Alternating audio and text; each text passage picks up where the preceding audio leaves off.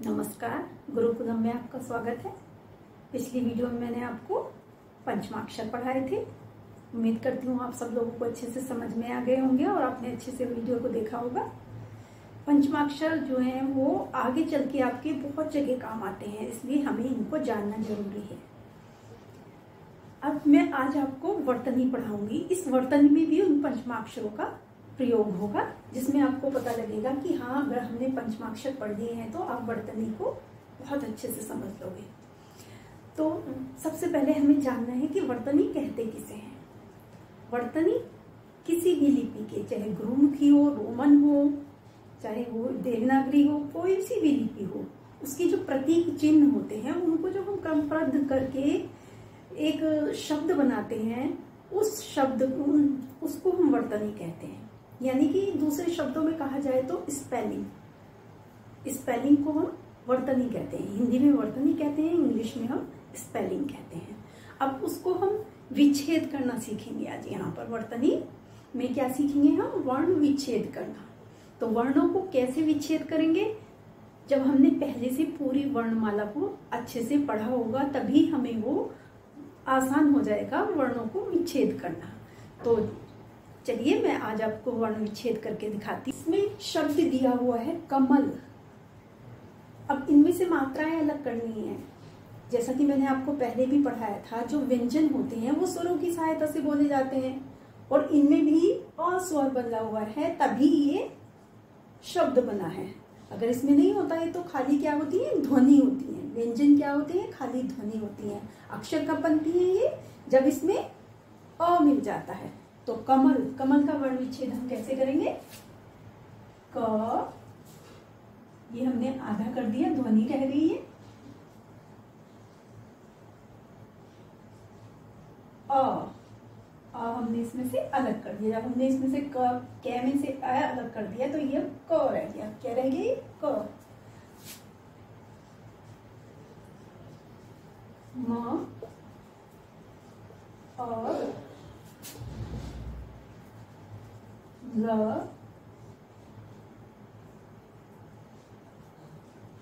और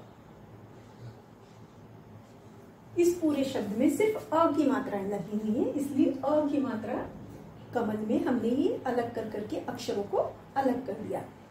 ये वर्तनी आपको पता लग गया कि इस शब्द को बनाने में कौन कौन सी स्पेलिंग का यूज हुआ है।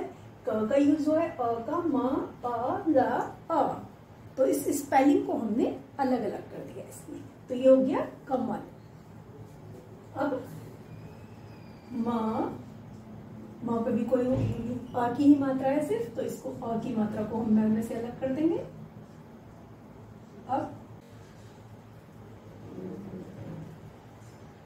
न पर किसकी मात्रा है? मनोहारी, नो, ओ की मात्रा। तो हम इसमें से क्या अलग करेंगे? ओ।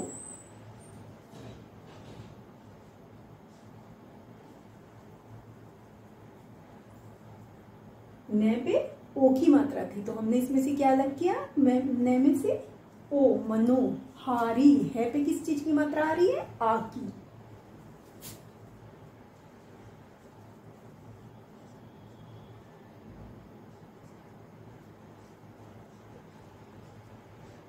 अब क्या बचता है? री पे र पर किसकी मात्रा आ रही है? र पर मात्रा आ रही है बड़ी ई की। कौन सी मात्रा है र पर? बड़ी ई की। तो ये बन गया मनोहारी। वर्ण विच्छेद हुआ मनोहारी का। अब इसी तरह से हम रौनक का करेंगे। र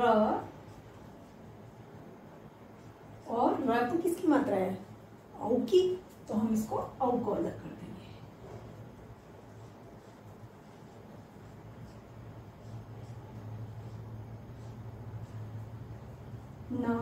ना में आ और क में भी अ। यहाँ पर वर्ण विच्छेद करते हुए बच्चे अक्सर एक गलती करते हैं। कौन सी? कि जो मात्राएं होती हैं उन्हें तो अलग कर देते हैं, लेकिन जो अक्षर होता है उसको पूरे का पूरा लिख देते हैं। तो यहाँ हलंत लगाना जरूरी है। जब हम मात्रा अलग कर रहे हैं तो वो सिर्फ ध्वनि बच रही है, तो उसको ध्वनि दिखाना हमें जरूरी है। यहाँ उनके मार्क्स कट जाते हैं। इसलिए हलंत लगाना कभी ना भूलें। जब हमने मात्रा अलग कर दी तो ये आधा अक्षर बचा हुआ है, ध्वनि बची हुई है, तो इसको ध्वनि दिखाने के लिए हमें इसके नीचे हलंत लगाना जरूरी है। ये कभी भी हमें गलती नहीं करनी चाहिए। अब शकुंतला, श अ क पर बताइए किसकी मात्रा है? छोटे ऊ की। ऊ न आधा ही है, इस पे कोई मात्रा ही नहीं लगी है, तो हम उनको आधे न को ऐसे लिखेंगे, न की वैसे करके। शकुन त ल पे आ की मात्रा है,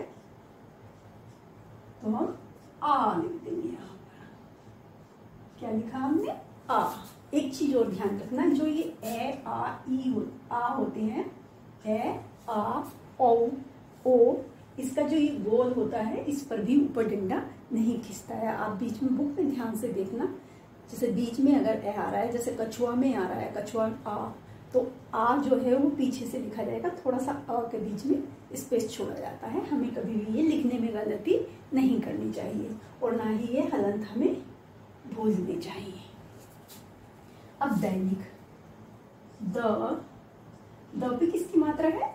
आई की मात्रा ये वाली, और ना पर छोटी ई की मात्रा है, तो हम छोटी ई लिख देंगे हैं।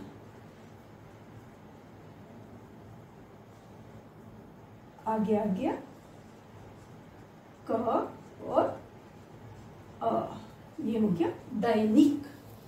इस तरह से अब ये शब्द से मात्रा अलग करनी, मात्राएं मिलानी, ये तो आपको आ गई होंगी।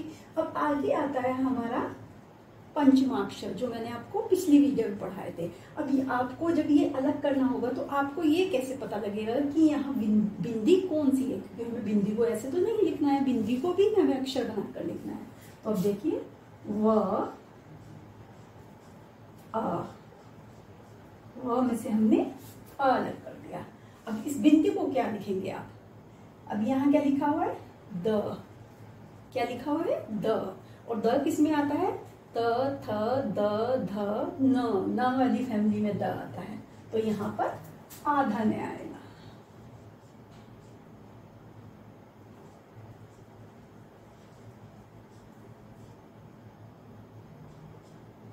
अ, द, अ और न और आ, वंदना। अब पंकज, पंकज में भी बिंदी है और इसमें भी बिंदी थी, यहाँ तो आधा न आया। अब इस वाली के लिए हम बिंदी के लिए क्या प्रयोग करेंगे? इस वाली बिंदी के लिए जो प के ऊपर है, एक बिंदी लगाने में बहुत गड़बड़ करते हैं बच्चे।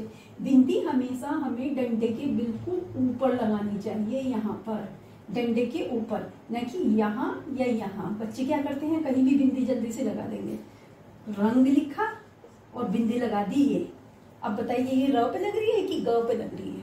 तो बिंदी लगाते हुए हमें ध्यान रखना चाहिए कि जो डंडा होता है, जैसे र की बिंदी लगेगी तो यहीं से जहाँ से र शुरू हो ये यहाँ लगेगी।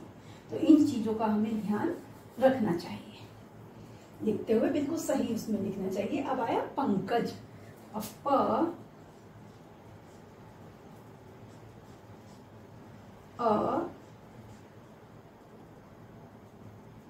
अब अंक की बिंदी आएगी। अब बताइए क है ये क्या है?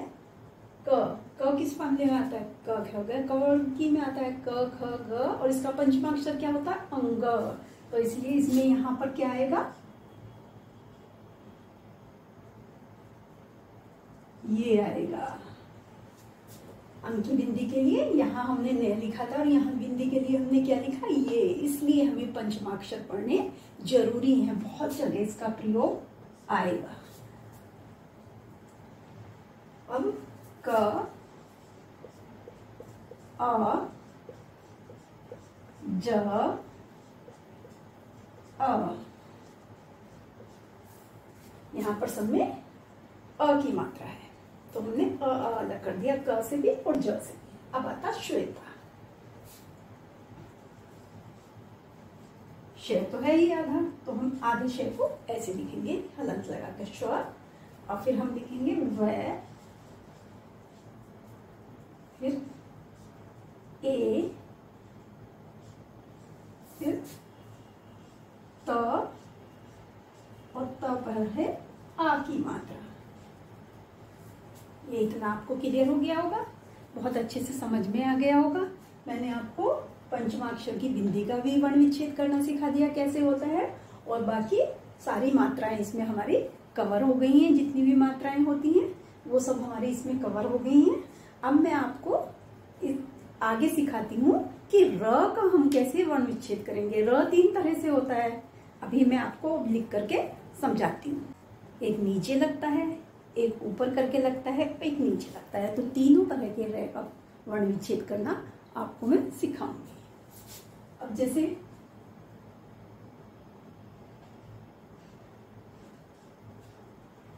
गर्म, दर्पण, 2 शब्द मैंने ऊपर वाले रह के लिए, अब 2 शब्द में नीचे वाले रह के लिए। प्र, 2 शब्द मैंने आपको ऊपर वाले रह के दिए हैं, 2 शब्द मैं आपको इस वाले रह के दूंगी। प्रथम, और 2 शब्द मैंने ऊपर वाले रह के दिए, 2 नीचे वाले के, प्रथम और उपद्रव। अब 2 शब्द में नीचे वाले रह के दूंगी। कृपाण,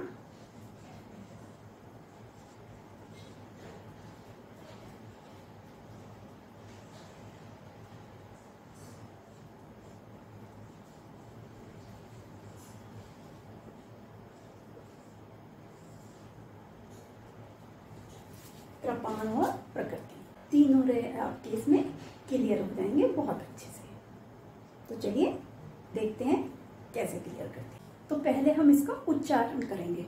ग र म, यानी कि ग पहले पूरा बोला जा रहा है, उसके बाद में र की आवाज आ रही है, र की उच्चारण हो रहा है, फिर म आ रहा है। तो उसी तरह से हम इसका विच्छेद करते हैं। ग प्लस अ, र,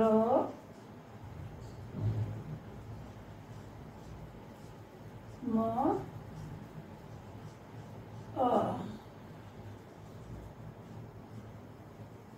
गर्म। अब देखिए दूसरे शब्द का कैसे करते हैं। द, अ, र, प,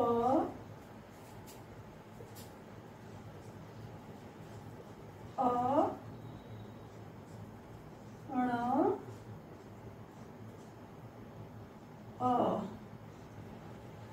दर्पण।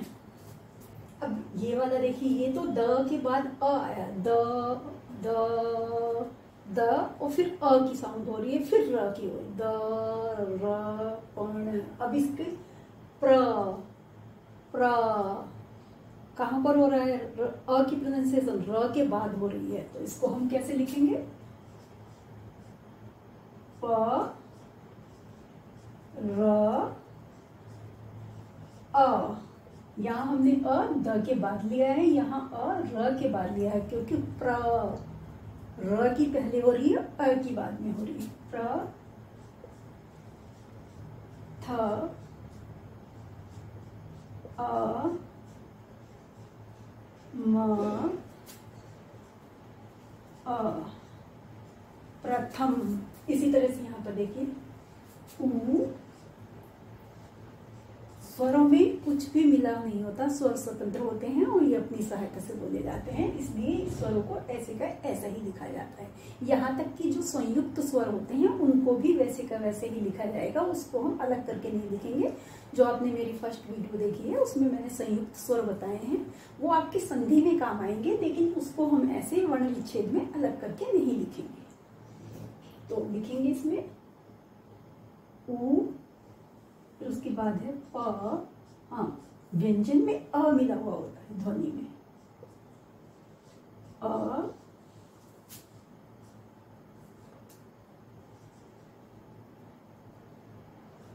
द, र,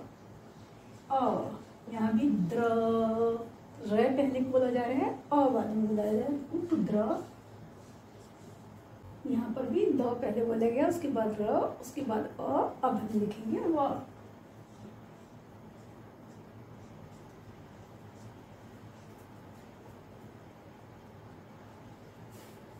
अभी हमने 2 र क्लियर कर दिए हैं, अब तीसरा र क्लियर करेंगे। ये ई की मात्रा के साथ बोला जाता है, जैसे कृपा नहीं बोला जाता, क्या बोलते हैं, कृपा। ई की मात्रा के साथ र की मात्रा ये लगती है, कृपा, कृष्ण, सृष्टि, कृपाण, प्रकृति। तो ई की मात्रा के साथ बोला जाता है, और जहाँ ई की मात्रा के साथ बोला जाता है वो कौन सी मात्रा होती है, रीरी की, जो हम रीरी होता है हमारा। तो चलिए इसको वर्ण विच्छेद करते हैं। क,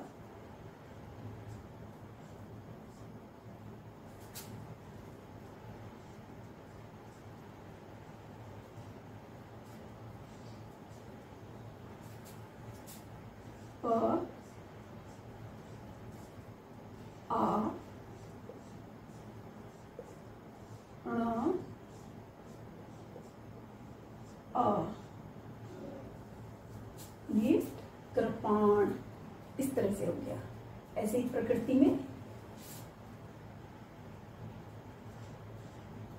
प, प्र है ना, तो प्र को हम क्या करेंगे, पहले र लिखेंगे, फिर अ लिखेंगे।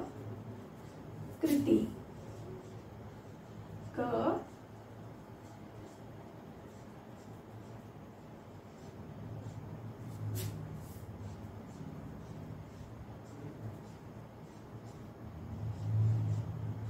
ये प्रकृति का वर्ण विच्छेद हो गया। तो आपको 3 र की समझ में आ गया होगा कि किस तरह से इनका वर्ण विच्छेद करते हैं। ये वर्तनी आपको बिल्कुल क्लियर हो गई होगी। अब इसके आगे हम जो हमारे संयुक्त व्यंजन होते हैं उनके कुछ शब्द लेंगे, और तो अब हम सीखेंगे संयुक्त व्यंजन की वर्तनी। संयुक्त व्यंजन की वर्तनी कैसे अलग अलग करते हैं वो मैंने संयुक्त व्यंजन आपको दिखाए, पहली वीडियो में पढ़ाए हैं। तो पहले आप उस संयुक्त व्यंजन वाली वीडियो को देख लीजिए, अगर आपने नहीं देखी है तो, और उसके बाद में इसकी वर्तनी को आप समझने का प्रयास कीजिए।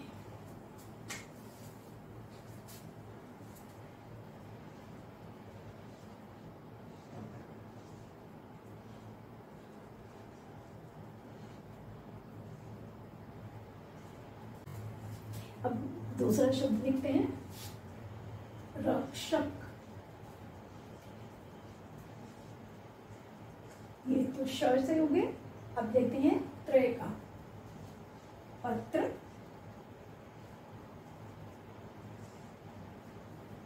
त्रिज्या,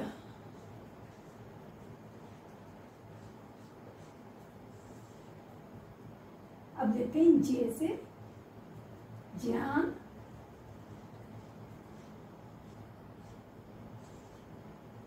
अनभिज्य,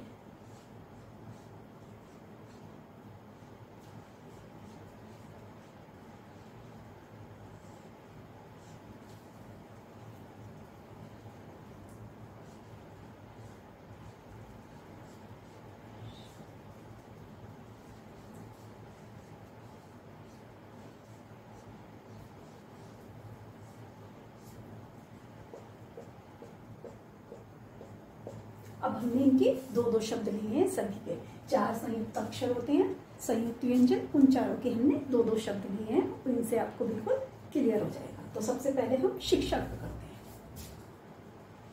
श, ई,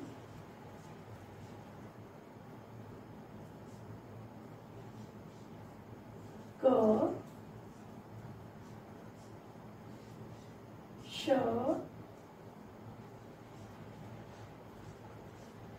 आ। ये हो गया शिक्षा का, क्योंकि क और श मिलकर के ही श बनता है। अब रक्षक में र, अ, क, श,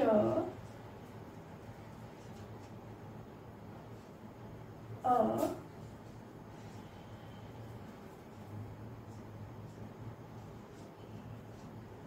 रक्षक। इस तरह से रक्षक का वर्ण विच्छेद होता है।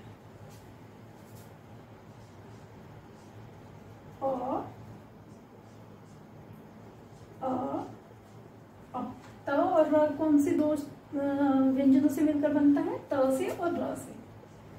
तो हम लिखेंगे पहले त, फिर र, फिर अ, पत्र। अब यहाँ पर भी ऐसी त, र और इस पे मात्रा कौन सी लगी है? छोटी की, तो हो जाएगा ई, और जय आधा है तो इसको आधा ही लिख देंगे। आधा अक्षर जो भी होता है उसको ऐसे ही अलग लगा के लिख देते हैं। उसके बाद में जो उससे अगला बना हुआ होता है उसको हम लिखते हैं य और आ। तो ये हो गया त्रिज्या। नीचे का अक्षर होता है जय। जय पे अब आपको पता लगेगा कि इसमें जय क्यों होता है। जय और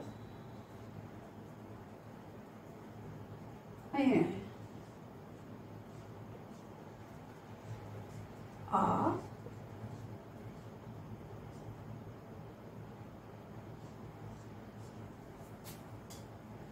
ने, ए, ज्ञान। जय और ये होता है ज्ञान, इसलिए इसको जय बोला जाता है, न कि गे। गे और ये इसमें नहीं होता अनभिज्ञ में। अ,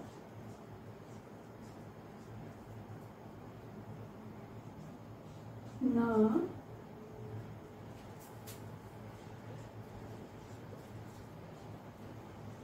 भ, ई, और फिर से आ गया ज और अया और अ, अनभिज्ञ। अब श्रम, श और र मिलकर के बनते हैं श्रम। तो अब इसको देखिए हम कैसे करेंगे। श, र और स्र। अ की समानार्थी तो आधे सम में होता है ये। स्र, म, अ, श्रम। नीचे आ गया परिश्रम। प, अ, र, ई, श, र, अ, म, अ।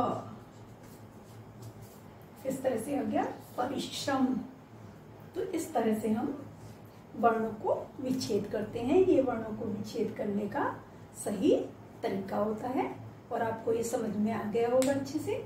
इसमें एक शब्द और होता है जैसे ड्य, जो संयुक्ताक्षर में, संयुक्त व्यंजन में नहीं दिया जाता। वो कौन सा होता है? ध्य, जिसमें हम विद्या और ध्य में विद्यालय, विद्या, इनमें आते हैं ना, तो हम इसमें इसको भी गलत प्रोनाउंसिएशन करते हैं। जैसे ज्ञान को करते हैं गलत उच्चारण करते हैं, ऐसे ही हम इसका भी गलत उच्चारण करते हैं। इसको ध्येय बोलते हैं। विद्या, विद्या नहीं होता, विद्यालय, विद्यालय नहीं होता, विद्यालय, विद्या। द और ये मिक्स होता है, इसमें होता है द और य, दो अक्षरों से मिलकर के बनता है विद्या। तो इस तरह से अगर हमें विद्यालय का लेना है तो हम कैसे लिखेंगे विद्यालय को? चलिए ये भी मैं आपका क्लियर कर देती हूँ।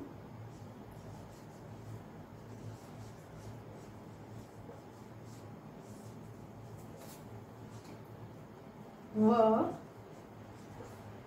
ई,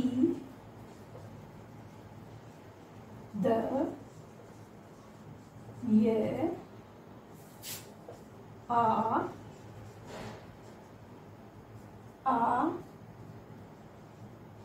ले, ए, ये, विद्यालय। इस तरह से विद्यालय का वर्ण विच्छेद होगा। इस तरह से आप वाक्य भी जहाँ पर द और ये इस तरह का द्य हो वहां पर आप इस तरह से विद्यालय लिख सकते हैं। और इसका उच्चारण भी सही कीजिए, विद्यालय नहीं विद्यालय, विद्यालय इसको बोलिएगा। अब ये जितने भी आपको मैंने दिए हैं, ये समझाए हैं, ये आपको अच्छे से समझ में आ गए हुए। इसके लिए मैं अब आपको परीक्षा तो आपकी दूंगी कि आपने कितने ध्यान से मेरी वीडियो देखी। तो चलिए अब मैं आपको कुछ शब्द लिख के देती हूँ जिसका आपको वर्ण विच्छेद करके कमेंट बॉक्स में लिख कर देना है। नोट कीजिए जल्दी से।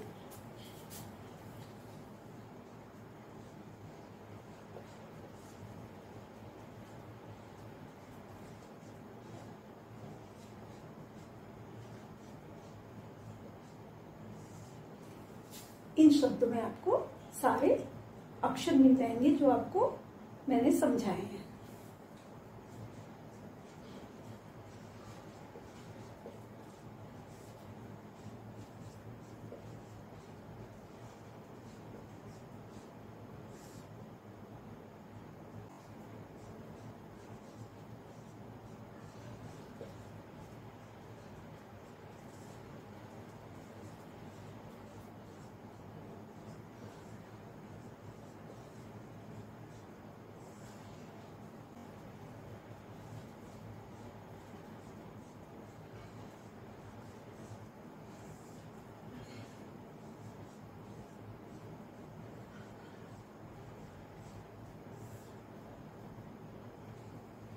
ये शब्द आप जल्दी से कमेंट बॉक्स में वर्ण विच्छेद करके लिखिए। अगली वीडियो में फिर से मिलते हैं। धन्यवाद।